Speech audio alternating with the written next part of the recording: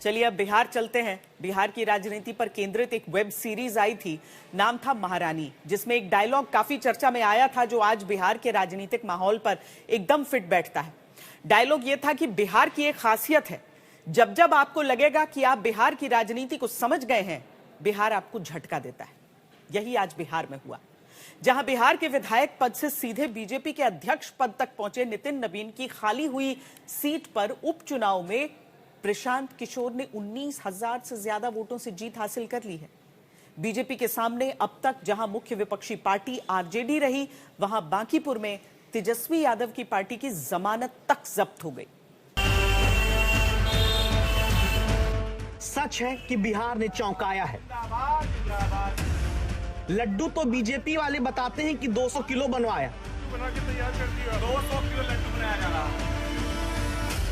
लेकिन कहावत है, कहा जाता है हाथ खुआया मुंह ना लगा।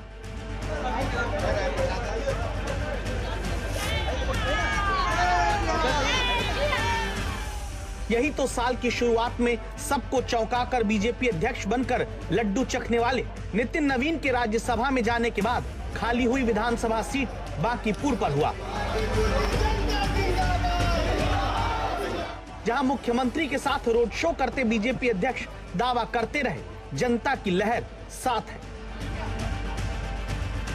मुझे पूरा विश्वास है कि जो समर्थन जनता का दिख रहा है वो निश्चित रूप से 3 अगस्त को फिर से एनडीए का कमल, भाजपा का कमल बांकीपुर की जनता खिलाएगी। लेकिन जब नतीजे बांकीपुर उपचुनाव के आए, पता चला जनता तो अध्यक्ष जी की ही पारंपरिक सीट पर पीके के साथ चली गई। बीजेपी अपने ही अध्यक्ष की सीट पर उपचुनाव नहीं जीत पाई। नीतीश कुमार के मुख्यमंत्री पद से हटने के बाद पहली बार हुए उपचुनाव में बीजेपी हार गई। बिहार में बीजेपी के पहली बार मुख्यमंत्री बनने के बाद हुए उपचुनाव में बीजेपी जीत नहीं पाई। सम्राट चौधरी के मुख्यमंत्री रहते पहला ही उपचुनाव बीजेपी हार जाती है। 3 दशक से जीती जा रही सीट पर बीजेपी को हार का सामना करना पड़ता है। हिंदू बाहुल्य और बीजेपी के कोर समर्थक वोटर वाली सीट पर बीजेपी को हार मिलती है, वो भी उन प्रशांत किशोर से जिन्हें 9 महीने पहले बिहार के विधानसभा चुनाव में चूका हुआ मान लिया गया था।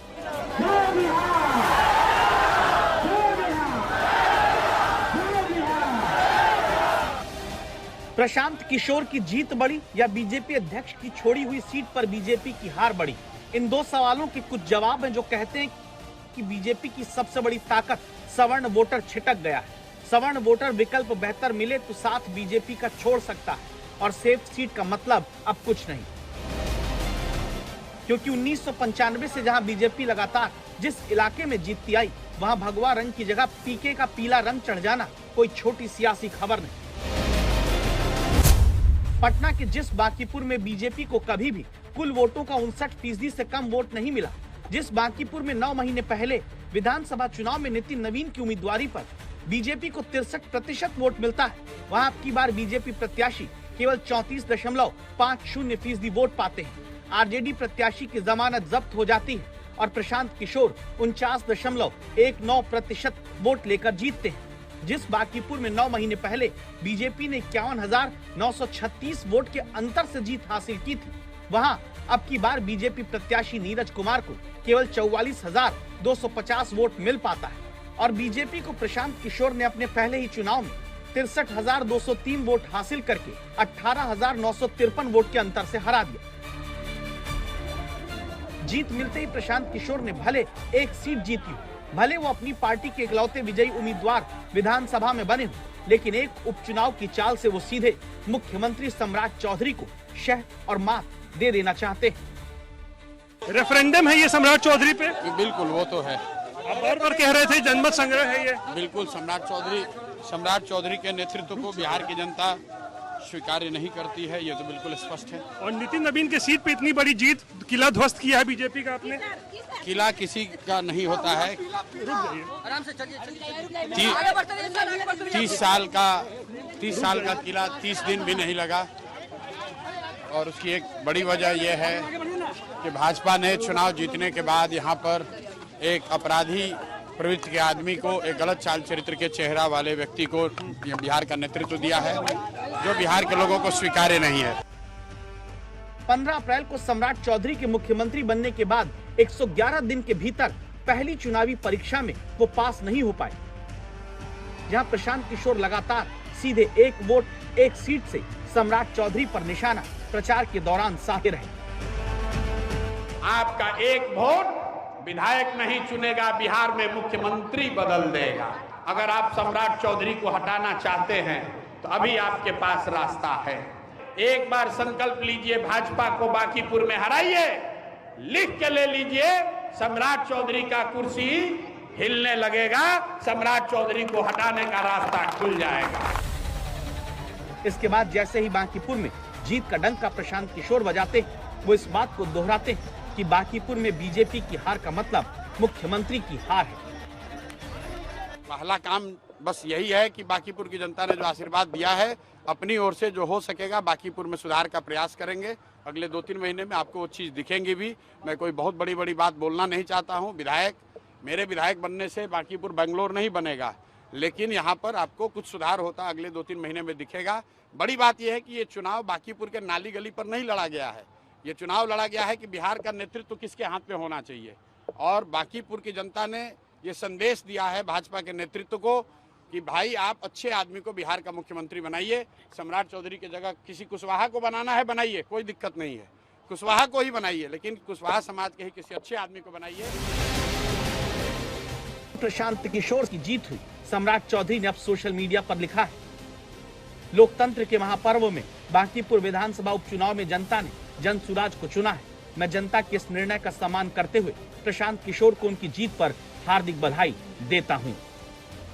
लोकतांत्रिक प्रक्रिया में जो चुनाव परिणाम के रुझान आ रहे हैं, उसको हम सिर झुकाकर स्वीकार करते हैं और हम पूरी समीक्षा करेंगे। बांकीपुर के लोग हमारे हैं, हमसे अलग क्यों हुए, इसकी भी हम समीक्षा करेंगे। ये लोकतंत्र की भूमि है और जनता के जनादेश को भारतीय जनता पार्टी हमेशा सिरोधार्य की है। हम कभी भी ठीकरा चुनाव आयोग या ईवीएम पर नहीं फोड़ते हैं, ये विपक्ष के लोगों के तरह। हम लोग की लड़ाई किसी व्यक्ति से नहीं है, बहुमत भाजपा का है, एनडीए का है, मुख्यमंत्री तो उन्हीं का बनेगा। हम लोग बस इतना ही आग्रह कर रहे हैं, बिहार की जनता इतना ही आग्रह कर रही है, बांकीपुर की जनता इतना ही मोदी जी से आग्रह कर रही है कि किसी अच्छे चरित्रवान काबिल आदमी को बिहार का मुख्यमंत्री बनाइए, ताकि बिहार के लोग भी इस बात का गौरव, बिहारी होने का गौरव कर सकें, ताकि हम लोग के बच्चों के लिए भी पढ़ाई रोजगार की व्यवस्था हो। सब कुछ सुविधा अगर गुजरात के ही लोगों को मिलेगी तो सिर्फ बिहार के लोग कहाँ जाएंगे। गुजरात के लोग 1 लाख करोड़ के बुलेट ट्रेन पर चलेंगे, वो ठीक है, लेकिन हम लोग को कम से कम पैसेंजर भी तो मिलना चाहिए। बिहार के लोग सिर्फ मजदूरी करने के लिए नहीं पैदा हुए हैं और 5 साल के लिए भाजपा को मैंडेट मिला है। उनको अच्छा आदमी देना चाहिए, अच्छे लोगों को मंत्रिमंडल में रखना चाहिए, ताकि बिहार की तरक्की हो, बिहार का विकास हो। 2002 से 2026 के बीच 8 बार बीजेपी के अध्यक्ष बने, जिसमें राजनाथ सिंह 2 बार अध्यक्ष बने। 24 साल में 2 विधायक थे जो पार्टी अध्यक्ष बने, दोनों ही राज्यसभा सांसद बने। एक अमित शाह, जिनकी सीट पर 2017 में चुनाव हुआ, बीजेपी जीती, लेकिन नितिन नवीन की सीट पर उपचुनाव हुआ तो बीजेपी हार गई। अब प्रशांत किशोर कैसे जीते, इसको समझने में सब जुटे हैं। सबसे पहले तो सबके मन में यही सवाल घूम रहा है कि क्या पीके की जीत और बीजेपी की हार का संबंध नीट पेपर लीक, युवाओं का प्रदर्शन, जंतर मंतर, लाठीचार्ज, सीजेपी, इन सब से जुड़ा है। इसीलिए हमने बांकीपुर में युवाओं का गणित समझा, जहां कुल 3,79,616 वोटर हैं। वहां दावा है कि 18 से 29 साल के युवा वोटर करीब 1,20,000 से लेकर 1,35,000 के बीच रहे होंगे, यानी कुल वोटर का 32% से 35% के बीच, यानी वोटर का 1/3 हिस्सा। मतलब जेन ज़ी वोटर तो बांकीपुर में थे। इसी बांकीपुर में वोटिंग दिल्ली के जंतर मंतर प्रदर्शन आंदोलन के बाद होती है। उससे पहले पटना तक में छात्र प्रदर्शन कर चुके थे, जिसमें 3 थानों में 268 लोग नामजद और 2,500 अज्ञात पर एफआईआर हुई थी, जबकि 56 लोग पकड़े गए थे। यहां तक कि बिहार पुलिस ने अखबार में प्रदर्शन करने वालों की फोटो तक छापकर कहा था कि इनके बारे में बताएं। तो क्या जेन जी प्रदर्शन का असर पड़ा? दूसरी वजह पर जब चर्चा होती है तो भरत तिवारी फर्जी एनकाउंटर आता है। जून महीने की वो घटना जिसने बिहार ही नहीं बल्कि देश भर के अलग अलग हिस्सों में बहुत सवाल उठाया। जब हक और हित की बात करते युवा भरत तिवारी को आरोप लगा कि बिहार पुलिस ने फर्जी एनकाउंटर में मार दिया। भोजपुर के भरत तिवारी एनकाउंटर में सवर्णों के गुस्से को कहा जाता है कि प्रशांत किशोर ने भी अपने हक में इस्तेमाल किया। प्रशांत किशोर खुद बिलौटी गांव गए, भरत परिवार से मिले और उस परिवार के भरण पोषण की जिम्मेदारी ली। तीसरा सवाल यह है कि क्या यूजीसी रेगुलेशन के विरोध में सवर्ण जाति का गुस्सा भी बांकीपुर के नतीजों को प्रभावित किया है उसने, जहां बीजेपी के कोर वोटर्स माने जाने वाले सवर्ण समाज के युवा सड़क पर उतरे, लगातार प्रदर्शन किया। हालांकि सरकार इस पर तुरंत बैकफुट पर आई, आदेश वापस हुआ, लेकिन फिर भी इसका गुस्सा कहा गया कि सवर्ण समाज में कायम रहा। तो क्या इस वजह से बीजेपी का कोर वोटर खिसका और पीके की जीत हुई? चौथी वजह बीजेपी की हार और पीके की जीत को लेकर यह पूछा जा रहा है कि क्या नीतीश कुमार की प्रचार से दूरी बनी? नीतीश कुमार के मुख्यमंत्री पद पर न रहने के बाद यह पहला चुनाव रहा। नीतीश कुमार ओबीसी, ईबीसी और सवर्ण को जोड़कर चलते रहे। सम्राट चौधरी के मुख्यमंत्री बनने के बाद पीके के निशाने पर वो लगातार रहे, क्योंकि नीतीश के नेतृत्व में चुनाव हुआ तब बीजेपी जेडीयू ऐतिहासिक रूप से जीती। लेकिन नीतीश अभी स्वास्थ्य की वजह से फील्ड से दूर हैं, तब क्या इसका असर भी वोटर पर पड़ा, जहां लास्ट में उनसे वोट देने की अपील कराई गई? पांचवी वजह पर चर्चा यह आती है कि क्या उम्मीदवार को बदलने के कारण संशय पैदा हुआ, पीके भारी पड़े।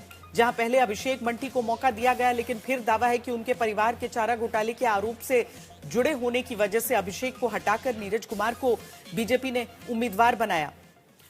हम आपको सीधे पटना लिए चलते हैं। हमारे संवाददाता रोहित सिंह वहां से हमारे साथ जुड़ रहे हैं। और रोहित, आकलन बहुत होगा इसका।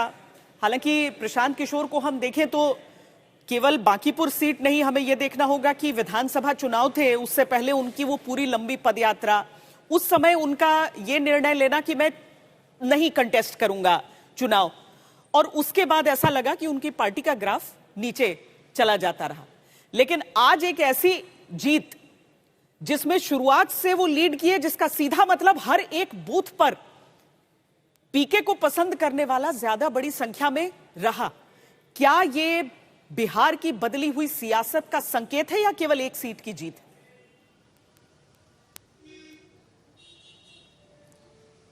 नहीं श्वेता, देखिए जो मुझे समझ में आ रहा है इस नतीजों के बाद कि प्रशांत किशोर ने उन सभी फैक्टर्स को अपने पक्ष में कर लिया जो तमाम फैक्टर्स पिछले 2-3 महीनों में बीजेपी के खिलाफ काम कर रहे थे। चाहे जो आपने भी जिक्र किया, नीट छात्रा की हत्या का मामला हो, या फिर भोजपुर में भरत तिवारी के एनकाउंटर का मामला हो, और या फिर छात्रों का जो अभी प्रदर्शन चला था।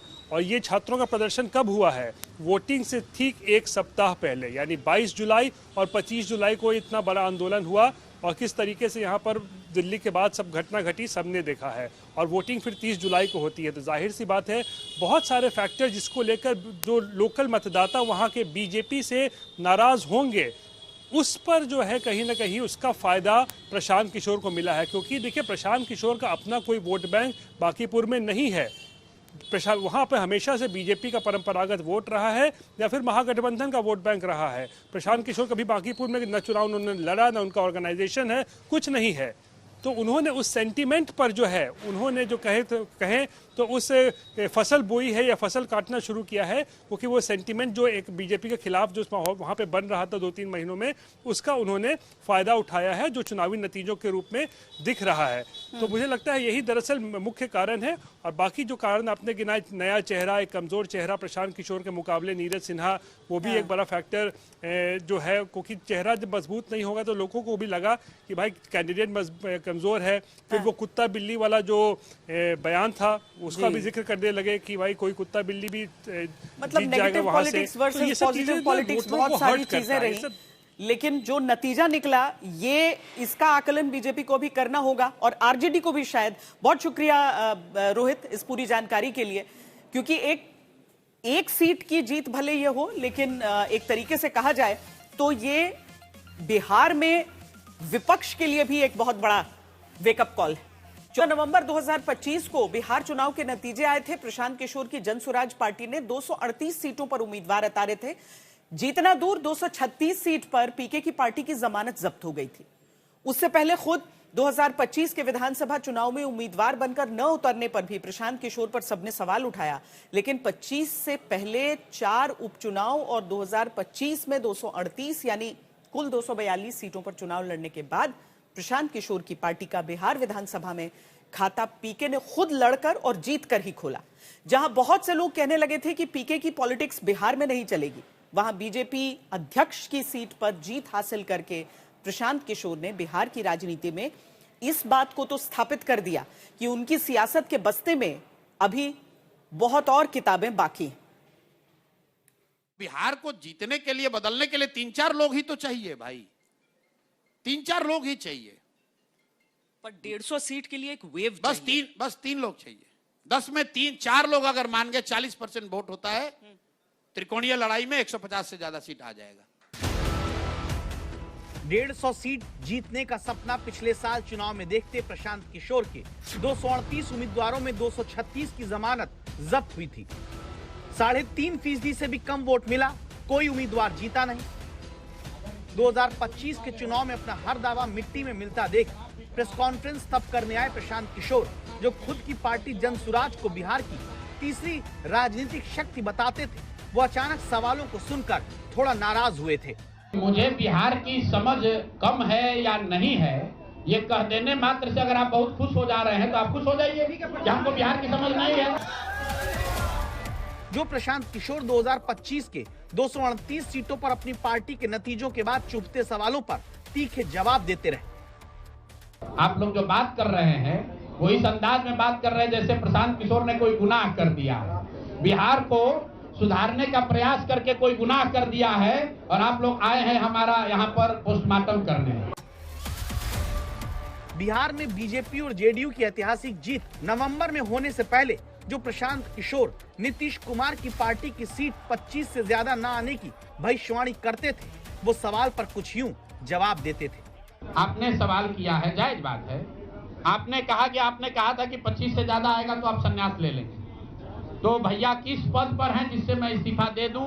अगर किसी पद पर हैं, ये तो नहीं कहा था कि बिहार छोड़कर चले जाएंगे, बिहार में रहेंगे और राजनीति नहीं। बिल्कुल बिल्कुल, अरे भाई बिल्कुल, एक मिनट, बिल्कुल राजनीति छोड़ देंगे। राजनीति छोड़े हुए हैं, हम तो राजनीति करते ही नहीं हैं। लेकिन ये नहीं कहा है ना कि बिहार के लोगों की बात कहना छोड़ देंगे, ये तो नहीं कहा है। प्रशांत किशोर ने जो कहा अब वही हुआ। जीरो का मतलब खत्म नहीं होता, जीरो का मतलब नई शुरुआत भी होता। 0 सीट के बावजूद 9 महीने पहले पीके बिहार की राजनीति को छोड़कर बाहर नहीं निकले, डटे रहे। नतीजा ये, 9 महीने बाद प्रशांत किशोर ने धमाकेदार कमबैक किया। बांकीपुर सीट का उपचुनाव 19,000 से ज्यादा वोटों से जीता। ये वो कमबैक है जहां 1995 यानी करीब 30 साल से मजबूत बीजेपी का किला 30 दिन के उपचुनाव में पीके ने गिरा दिया। महत्वपूर्ण बात यह है कि बिहार को अच्छा नेतृत्व मिलना चाहिए, बिहार सुधरना चाहिए और लोकसभा से पहले मोदी जी को, भाजपा को, अमित शाह जी को ये देखना चाहिए कि बिहार में कैसे बेहतरी हो, बिहार में बच्चों को रोजगार कैसे हो, पलायन कैसे बंद हो। एकमात्र यही उद्देश्य है। हम लोग को विधायक बन के ठेका पट्टा नहीं करना है। एक और एकमात्र उद्देश्य है, चाहते हैं कि बिहार में बेहतरी हो। बिहार में भी सिर्फ 5 किलो अनाज के नाम पर, जाति के नाम पर, धर्म के नाम पर वोट न मांगा जाए। अगर 25 MP गुजरात से जीत कर गए हैं, प्रधानमंत्री बनाने में मोदी जी को गुजरात के लोगों ने योगदान किया है, तो बिहार के भी 13 करोड़ लोगों ने आंख बंद करके मोदी जी को वोट दिया है। तो जितनी चिंता उनको गुजरात की है, उतनी थोड़ी चिंता उनको बिहार की भी करनी चाहिए। बिहार के जो 1 करोड़ से ज़्यादा बच्चे बाहर मजदूरी कर रहे हैं, उनकी चिंता होनी चाहिए। बिहार के लिए कोई एक स्पेशल प्रोग्राम बनाना चाहिए ताकि बिहार से पलायन बंद हो। कोई भी बच्चा यहाँ से 10-15 हज़ार रुपये के लिए अपने घर, परिवार, समाज को छोड़कर उसको गुजरात, बॉम्बे, दिल्ली, कलकत्ता, कोयम्बटूर, तमिलनाडु, कर्नाटक न जाना पड़े। इसी उद्देश्य को लेकर हम लोग यहाँ आए हैं और आज की जीत उसी बात को फिर से मजबूत करने के लिए है कि एनडीए को, भाजपा को लोगों ने जिताया है। अब भाजपा के नेतृत्व की ये जिम्मेवारी है कि किसी ऐसे व्यक्ति को बिहार का मुख्यमंत्री बनाए जो कि बिहार में रोजगार लाए, बिहार में शिक्षा की स्थिति को सुधारे, भ्रष्टाचार कम हो और सबसे बढ़कर पलायन बंद हो। ये सीधा सीधा मैसेज है। 30 बरस का जो गढ़ है वो सिर्फ 30 दिनों में ढह गया। वो सिर्फ इसलिए ढहा है कि बिहार के लोग भी चाहते हैं कि अब 4 किलो 5 किलो अनाज और जाति से ऊपर उठकर हम लोग के बच्चों के पढ़ाई रोजगार के लिए केंद्र सरकार और राज्य सरकार काम करे। अगर वो काम नहीं करेंगे तो आगे चुनाव के परिणाम उनको ऐसे ही देखने को मिलेंगे। 9 महीने पहले मिली हार और 9 महीने बाद मिली एक जीत से बहुत कुछ साबित कर देने वाली इस राजनीति में सबक ये है कि लड़ना है तो जमीन पर रहना होगा। जहां प्रशांत किशोर ने बीजेपी की कमजोर नब्ज को दबाया, जैसे ही नितिन नवीन की मजबूत सीट पर उम्मीदवार बीजेपी ने एक बार घोषित करके बदला और ये दिखाना चाहा कि वो तो कार्यकर्ता को उतार रहे हैं, तब वहां लाइट वेट कैंडिडेट के सामने हैवीवेट प्रत्याशी बनकर सीधे उतरकर ऐसा नैरेटिव पीके ने फैलाया जिसके बाद जनता भी विकल्प देखती पाई गई। आपने 30 बरस भाजपा को इतनी बार जिता दिया कि भाजपा को इतना अहंकार हो गया है, कहता है बांकीपुर हारिए नहीं सकते हैं। किसी ने पूछा, अरे भाई इस बार तो बड़ी लड़ाई है, प्रशांत किशोर खड़े हैं। भाजपा के नेताओं ने कहा बांकीपुर में कोई डर नहीं, बांकीपुर इतना मजबूत किला है कि हम लोग कुत्ता बिल्ली को भी लड़ाएंगे तो बांकीपुर का जनता हम ही को वोट देगा। आपको, बिहार की जनता को, बांकीपुर के मतदाता को, जिन्होंने इनको वोट देकर इतना बड़ा बनाया, आपको कह रहा है कि आप इतने अंधभक्त हो गए हैं कि कुत्ता बिल्ली को भी खड़ा करेंगे तो हम लोग उसी को वोट देंगे। ये आत्मविश्वास नहीं है, ये भाजपा का अहंकार है। तो इस अहंकार को अगर आप तोड़ना चाहते हैं तो एक बार इनको हराइए ताकि इनको पता चले कि बांकीपुर की जनता कुत्ता बिल्ली को वोट देने वाली नहीं है। इसके साथ ही प्रशांत किशोर ने चुनाव में यह भी दिखाया कि जहां बीजेपी की पूरी मशीनरी चुनाव लड़ने में लग जाती है, वहां वो अकेले घूम घूम कर चुनाव लड़ रहे हैं। एक अदना सा आदमी प्रशांत किशोर खड़ा है और पूरा भाजपा थर थर कांप रही है। ये आपकी ताकत है मेरे भाई, आप अंदाजा लगा लीजिए। अभी आपने वोट दिया नहीं है, अभी वोट देने का चर्चा चला है और थर कांप रहे हैं। अगर वोट आपने दे दिया तो अगला चुनाव लोकसभा का है, लिख कर रखिए। भाजपा का एक एक नेता आपके घर आएगा, आपसे पूछेगा, ये चचा काहे नहीं वोट दिए, काहे नाराज है। आपकी पूछ बढ़ेगी, बिहार की पूछ बढ़ेगी। प्रोफेशनल से ज्यादा समर्पित कार्यकर्ताओं पर भरोसा करने के साथ प्रशांत किशोर ने बांकीपुर को चुनकर एक तीर से 2 निशाने साधे। बीजेपी की सहयोगी पार्टी होने का विपक्षी दाव खारिज करना चाहा, तो दूसरा, विधानसभा चुनाव में न उतरकर जो मायूसी अपने कार्यकर्ताओं में होने दी थी, उसे बांकीपुर में लड़कर दूर किया। ये वोट सरकार बनाने बिगाड़ने की नहीं है, भाजपा का सरकार है, आगे रहेगा। लेकिन एक बार अगर आप इनको हरा दीजिएगा तो आपकी पूछ बढ़ेगी, जनता की पूछ बढ़ेगी, बिहार की पूछ बढ़ेगी, बिहार में एक नई राजनीति की शुरुआत हो जाएगी। बिहार में बीजेपी ने कायस्थ प्रत्याशी उतारा। प्रशांत किशोर ब्राह्मण हैं, आरजेडी की रेखा गुप्ता बनिया समाज से आती हैं, यानी तीनों प्रमुख प्रत्याशी उसी समाज जाति से, जो बीजेपी का कोर वोटर माना जाता है, उन्हीं जातियों से जुड़े रहे। इस चुनाव में आरजेडी का यादव और मुस्लिम वोट तो टूटकर पीके के पास गया ही, साथ ही बीजेपी का भी मुख्य वोटर टूटकर प्रशांत किशोर के पास गया। आंकड़ों में देखें तो बांकीपुर में 14% कायस्थ, 12% मुस्लिम, 9% चंद्रवंशी जो ईबीसी है, 9% बनिया, 9% एससी, 8% भूमिहार, 8% ब्राह्मण, 7% राजपूत, 5% कुर्मी और 3% कुशवाहा वर्ग के वोटर हैं। यानी इस वोट वर्ग को देखें तो बीजेपी के लिए हमेशा ये सीट मुफीद रही, लेकिन इस बार सवर्ण वर्ग का वोट ही ऐसा बटा कि जहां 60% तक वोट बीजेपी हासिल करती रही, वो घटकर 34% पर आ गया। और जो प्रशांत किशोर की पार्टी पिछली बार यानी 9 महीने पहले चुनाव में जमानत तक इसी बांकीपुर सीट पर नहीं बचा पाई थी, वो इस बार 49% ज्यादा वोट हासिल की। इसीलिए बीजेपी नेता भी कहते हैं कि जरूरी है इस नतीजे की समीक्षा हो। विपक्ष को बीजेपी की हार में अपनी जीत दिखने लगी, लेकिन आरजेडी को अब भी लगता है कि पीके की जीत के पीछे खेल कुछ और है। साफ संकेत है कि बांकीपुर में बांका चल गया और भारतीय जनता पार्टी का जो मतदाता वर्ग है, नौजवान खासतौर से, उसका बुरी तरीके से मोह भंग हो चुका है प्रधानमंत्री जी से, मोदी जी की पूरी सरकार से। और ये नतीजा कहीं ना कहीं ये संकेत देता है, जैसे एक बार जनमोर्चा के प्रत्याशी के तौर पे बीपी सिंह जी ने उस समय प्रयागराज से जीत हासिल की थी, वैसी ही बड़ी जीत के रूप में, क्योंकि 35 साल से बीजेपी कभी हारी नहीं वहां पे, 52,000 से जीती, 35 साल से कभी हारी नहीं।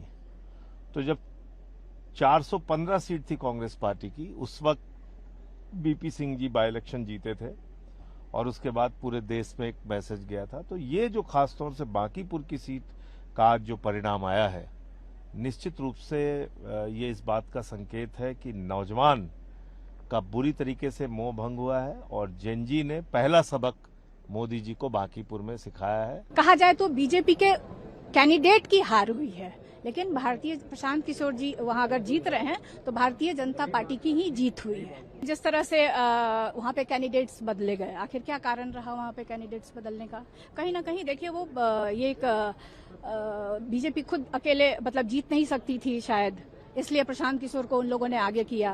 प्रशांत किशोर ने बांकीपुर की जनता को बहुत सारे वादे किए और ऐसे ऐसे वादे किए हैं कि मैं चैनल पे आपको बता भी नहीं सकती है, जो कि असंभव है। किसी भी पॉलिटिकल दल के, चाहे वो एमपी हो, चाहे वो एमएलए हो, चाहे किसी भी संवैधानिक पद में, उसके लिए बड़ा मुश्किल है। क्योंकि आप देखिए बीजेपी का गढ़ कहा जा रहा है, जहां 35-40 वर्षों से विकास का कार्य नहीं हुआ है, उसको वो कैसे कहते हैं कि हम 4 साल ही बचा है, 4 साल में वो कैसे उसको बदल देंगे? आप बताइए कि जाके वहां कहते हैं गरीब बच्चों को हम पटना के अच्छे प्राइवेट स्कूल में, नोटरडेम में लड़कियां हैं तो सेंट जोसेफ कॉन्वेंट में, अगर लड़के हैं तो वो कहते हैं कि सन माइकल में एडमिशन करा देंगे, आपके बच्चों को सरकारी स्कूल में जाने की आवश्यकता नहीं है। जनता ने तो अपनी तरफ से एक संदेश देने का बिल्कुल प्रयास किया है। उनको सच्चाई पता नहीं है अभी कि प्रशांत किशोर जी ही ओरिजिनल बीजेपी के कैंडिडेट थे, तो अभी जनता को थोड़ा समय लगेगा इस बात को समझने में। जो लोग ये कहते हैं कि जब वो हारता है तो कहता है कि अभी वो जीतता अगर तो कहता है कि ईवीएम जो है वो हैक कर लिया, ये लोग कर लिया, गड़बड़ है ना। आज सरकार हमारी है, देश में भी और वहां भी, तो आज यह साबित हो गया न कि ईवीएम सही है। हम लोग लोकतंत्र में जनादेश का स्वागत करते हैं, जो जीता यह लोकतंत्र है, जनता की जीत है, परंतु विपक्ष इसको स्वीकार करे। विपक्ष कभी ईवीएम पर ठिठरा फुटता है। बांकीपुर भी है और मध्य प्रदेश का दतिया भी है, और जिन नौजवानों को देशद्रोही आरएसएस कर रहा था, उन नौजवानों का ट्रेलर है। मैं इस जीत का श्रेय नौजवानों को देता हूँ। फिर पब्लिक का मैंडेट है, ਹੁਣ ਇਹਨਾਂ ਨੂੰ ਸਵੀਕਾਰ ਕਰਨਾ ਪਊ। ਕੱਲਾ ਇੱਥੋਂ ਨਹੀਂ, ਇਹਨਾਂ ਦੀ ਸ਼ੁਰੂਆਤ ਹੋ ਗਈ। ਪਹਿਲਾਂ ਕਹਿੰਦੇ ਸੀ ਅਸਤੀਫਾ ਨਹੀਂ ਦਿੰਦੇ ਹੁੰਦੇ ਅਸੀਂ, ਅਸਤੀਫਾ ਵੀ ਹੋ ਗਿਆ। ਫਿਰ ਕਹਿੰਦੇ ਸੀ ਅਸੀਂ ਯੂ ਟਰਨ ਨਹੀਂ ਮਾਰਦੇ ਹੁੰਦੇ, ਯੂ ਟਰਨ ਵੀ ਹੋ ਗਿਆ। ਤੇ ਬਸ ਆਉਣ ਵਾਲੇ ਦਿਨਾਂ ਦੇ ਵਿੱਚ ਜਿਹੜੀਆਂ ਚੋਣਾਂ ਹੋਣਗੀਆਂ ਉਹ 'ਚ ਲੋਕ ਇਹਨਾਂ ਨੂੰ ਰਸਤਾ ਦਿਖਾ ਦੇਣਗੇ।